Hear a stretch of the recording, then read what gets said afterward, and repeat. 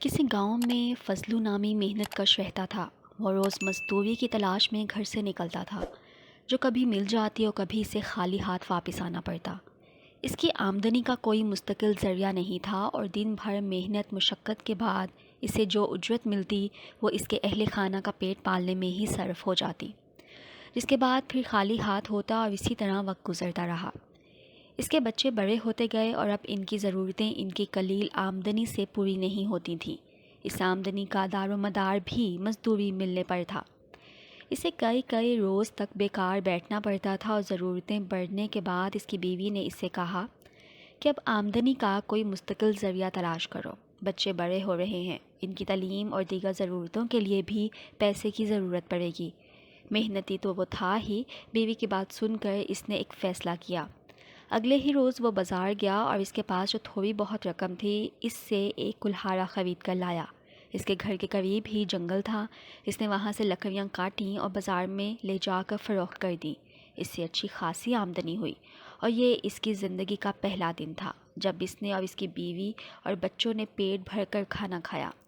لکڑیاں کاٹنے کا کام اس کا مستقل روزگار کا ذریعہ بن گیا اور اس سے حاصل ہونے والی آمدنی سے گھریلو حالات بہتر ہونے لگے۔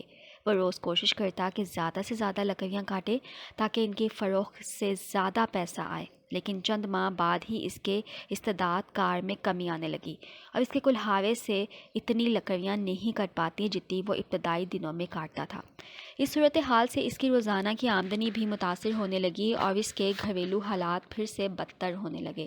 اس کی بیوی نے اس سے سبب پوچھا تو اس نے بتایا کہ اب اس سے پہلے کی طرح زیادہ لکڑیاں نہیں کاٹی جاتی، حالانکہ وہ تمام دن محنت کرتا ہے۔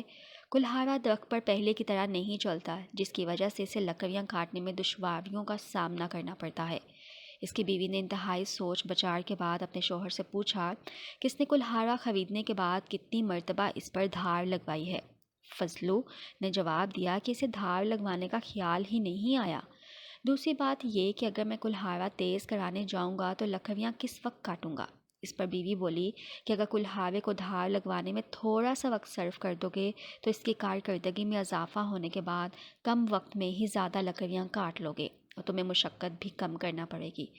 فضلو کی سمجھ میں بیوی کی بات آ گئی اور اس کے بعد وہ باقاعدگی کے ساتھ کلہاڑے پر دھار لگوانے لگا اور جس سے اس کی کارکردگی پہلے جیسی ہوگی اور اس کے گھریلو حالات پھر سے بہتر ہونے لگے۔